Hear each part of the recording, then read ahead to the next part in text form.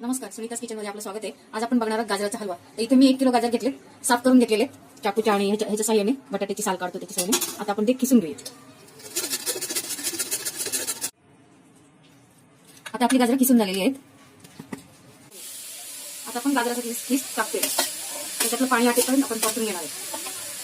आता आपण गाजराचा किस गरम पातेल्यामध्ये टाकलाय, थोडंसं आपण तूप टाकायचं त्याच्यामध्ये।